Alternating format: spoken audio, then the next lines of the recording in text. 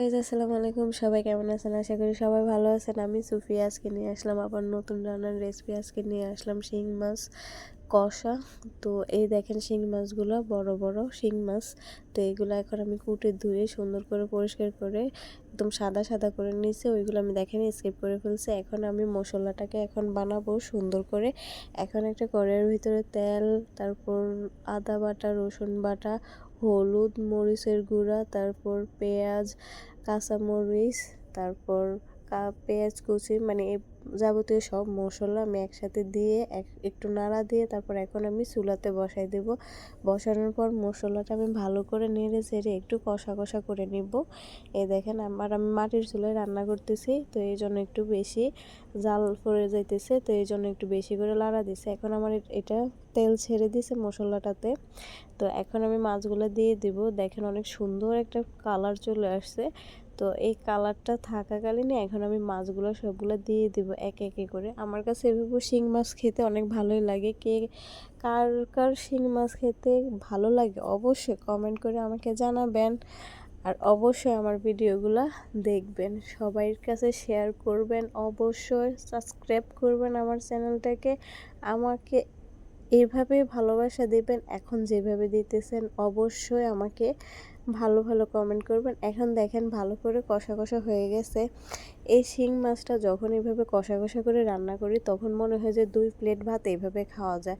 আর এইভাবেও আমার কাছে শিং মাছ অনেক ভালো লাগে, কি বলবো, জাস্ট কষা কষা করে যখন রান্না করি আমার কাছে এভাবে কষানো মাছটা খুব বেশি ভালো লাগে। তেলাপিয়া মাছ, তারপর হচ্ছে শিং মাছ, এগুলো বেশিরভাগ কষানো মাছটাই আমি বেশি খাই বা আমার কাছে বেশি পছন্দ হয়। তো কাঁচামরিচ আর ইয়েগুলো দেখেন একটু একটু কালারটা দেখেন, কাঁচামরিচের কালারটা কেমন হয়ে আসছে। তো এখন কষা কষা হয়ে গেছে, আমি অনেকক্ষণ নাড়াচাড়া দিছি। এখন আমি পানি দিয়ে দেবো পর্যাপ্ত পরিমাণে, একটু বেশি পানি দিছি যাতে একটু মাছটা একটু ভিতর থেকে ভালো করে হয়, যাতে কাঁচা কাঁচা ভাব না থাকে, ওইরকম পজিশন করে রান্নাটা করতে হবে। আমি দেখেন আমি কতটুকু পানি দিছি। অবশ্যই বাসায় একবার ট্রাই করে দেখবেন, যে খারাপ হয় না ভালো হয় তারপরে গিয়ে আমাকে কমেন্ট করবেন। তো হলুদের একটু কম হয়েছে, আমি আর একটু হলুদ দিয়ে দিচ্ছি। তারপর একটু একটু যেই মশলাগুলো কম লাগছে আমার কাছে ওই মশলাগুলো আমি আবার দিয়ে দিছি। তারপর দারচিনি, ঠ্যাঙ্গা, তারপর গরম মশলার একটা পেস্ট ছিল, শুকনা পেস্ট, এটা আমি আবার উপর দিয়ে একটু দিয়ে দিছি যাতে কালার আর ফ্লেভারটা ভালো আসে। এটা গ্রানটা অনেক ভালোই লাগে আমার কাছে। তো যখন মাছটা কষা করে রান্না করবেন তাহলে অবশ্যই একটু মশলাগুলো একটু দেওয়ার চেষ্টা করবেন। আর মশলাটা যখন একটু দিবেন তখন দেখবেন যে একটু কষা কষা করে নেবেন। যখন তেল ছেড়ে দিবে তখন অবশ্যই মাছটা দিয়ে আর একটু নাড়াচাড়া দিবেন। তখন দেখবেন যে মাছটা খেতে এত ভালো হয়, জাস্ট অসাধারণ একটা খাবার।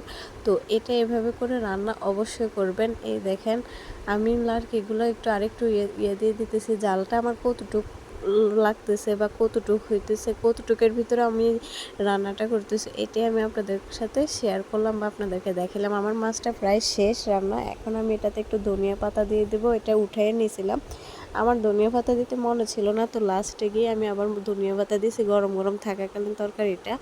এখন আমি এটা একটা কড়াইয়ের ভিতরে নামাইয়ে এখন দেখেন অনেকটা তেল ছেড়ে দিছে আর তেল তেল ভাব চলে আসছে।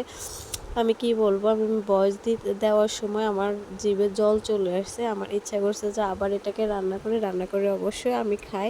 আর এটা খাওয়ার ভিডিওটা আমি দিতে পারি নাই, কারণ এটা আমি সবার সাথে একসাথে খাওয়া পরে, তো এই জন্য ভিডিও করা হয় না। তো নেক্সট অবশ্যই এরকম ভালো ভালো ভিডিও আনার জন্য আমাকে কমেন্ট করবেন, আমার পাশে থাকবেন। ওকে, আল্লাহ।